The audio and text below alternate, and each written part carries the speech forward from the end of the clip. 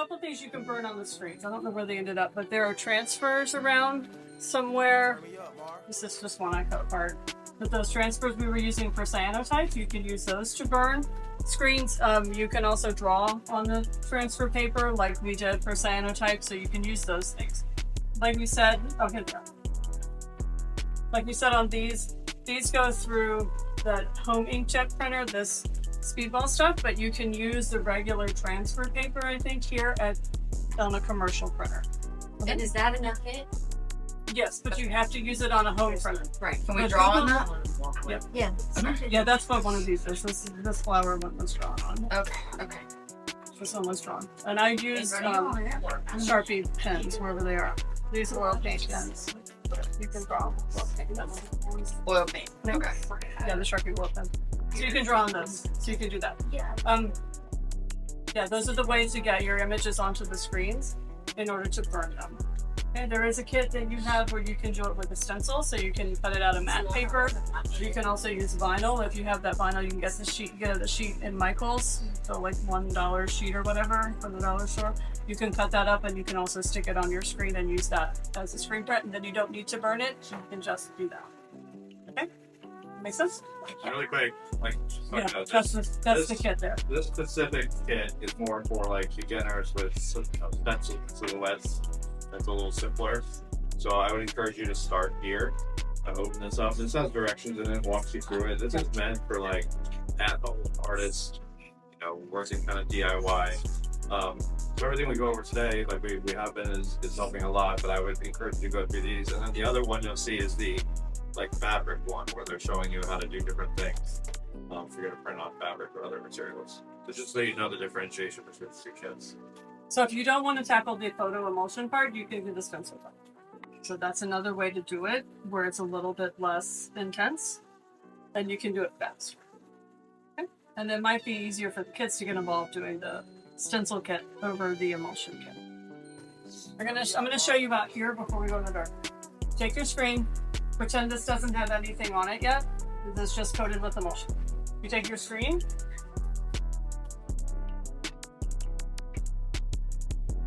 Take your acetate paper, you put it down. You want to put it on the inside, like you're actually looking at the screen like a picture frame. Okay, this is the back of it. We don't want to put it on the back. We want to put it here on the front. When you do that, you can put it so that you can read the words. Okay, so nothing's backwards. Everything should be able to be read and it should be inside the frame. Then take our piece of glass and we sandwich it down. It's important when you use the glass that it is not UV glass. So basically, if you go buy a cheap picture frame from like Walmart or Target, as long as it's not plexiglass, it's going to be should be non-UV glass, and that's what you want. Okay. If you have the UV glass, it's going to block it, and it's not going to go. The light's not going to pass through. With the kits that we have here, they're already at the right level in the back. They're hung at 14 inches, so the light is 14 inches from the screen, from the face of the screen. And the easy way to remember that is that your screen here is 14 inches tall, and that's how high the light is. Okay, so it's 14 inches from the light. And the general rule for this is to expose it for 8 minutes. So you turn on your UV lights, set your timer for 8 minutes, let it go for 8 minutes, and then you wash it out. In the dark. In the dark, yes. I always turn off my safe light, I turn off everything, just let the UV light sit in the dark. As soon as your 8 minutes are up, you have to put water on it, because that stops the chemical process and it stops the development of it. And you put the water on it and that stops it completely. And I always just walk away from it for a few minutes and then I go back to it, because it just needs to rest sometimes. And then I use a sponge and some running water and just gently scrub it, and it scrubs out the emulsion that's been burned. Turn me up, Mark. You want to take your scoop coater, you put it right at the bottom, maybe a little bit above the bottom of your frame. So you want to go straight up. And then when you get to the very top, maybe a half an inch from the top of your frame, just drop it backwards a little bit and then pull it off. Okay. Does that make sense?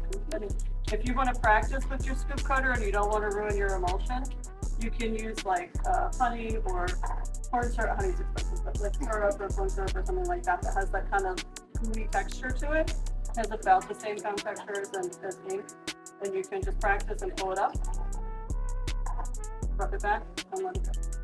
And then the other important thing to note that you'll see me doing in a minute, well, probably not after actually, once all this extra emulsion that ends up in your scoop coater or on your squeegee, you can put it back in your jar. So just because it's out of your jar doesn't mean it's ruined. You can save it and put it back in your jar and you give it up. Okay? All right, so again, this should be done in a darker room than what we're using now, so this screen is probably not gonna be super helpful for work.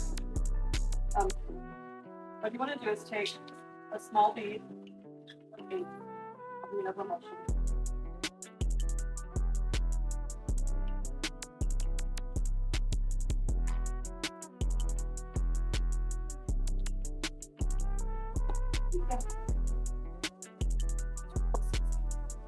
And then we're going to take our squeegee, and this is also the squeegee you're going to use for printing later. I just want to pull it straight down. You do one smooth motion. Get up.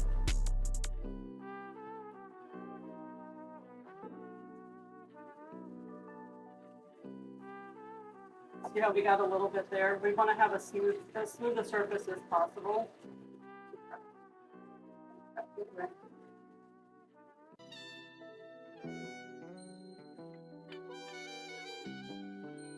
Turn me up, Mar. And then because these are thin screens, we're going to do this time.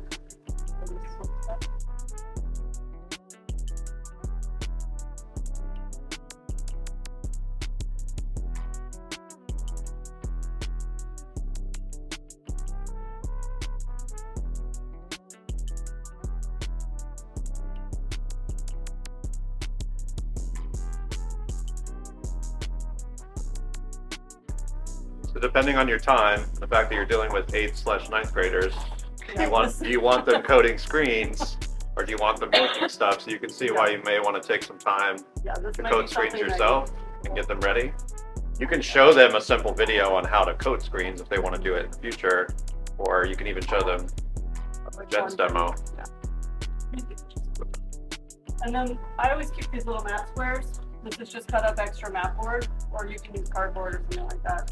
You want to just go over it a little bit and smooth out any edges you have, so you get a smoother code.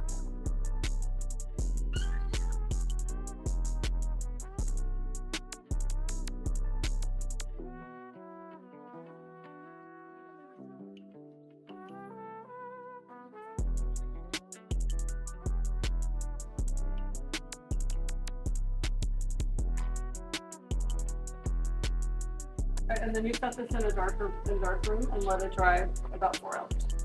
Screen set. Yeah, screen side as well. I actually set mine up this way. Yeah. So that way you don't set it down on something and then it dries and it sticks to whatever you can set it down on. Yes, in your kit there is a remover. Okay. It can be very difficult to use. Okay. It takes a little bit of scrubbing. But you can put, there's another jar in your kit. There's a little jar in the t-shirt kit and there's a big jar in the Speedball Emulsion kit that has a remover on it and it's clear. And all you do is you put that all over your screen. Takes a little bit of elbow grease sometimes. You have to scrub it a little bit and keep washing it. Just a sponge. I use sponge and the remover. It takes it almost.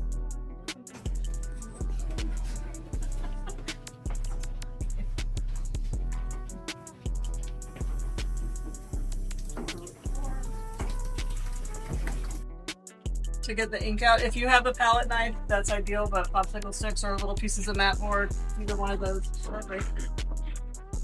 What you want to do is put a little bit of ink on your screen. I'm going to put it up here and then I'm going to flip it around to that.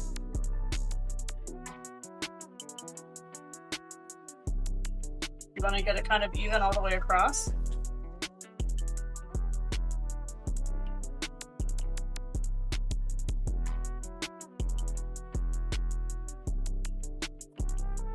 Take your squeegee.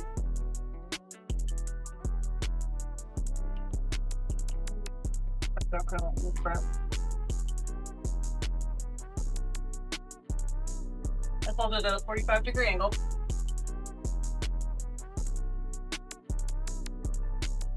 Just pull it straight down. Okay? When you're done, lift it up towards you.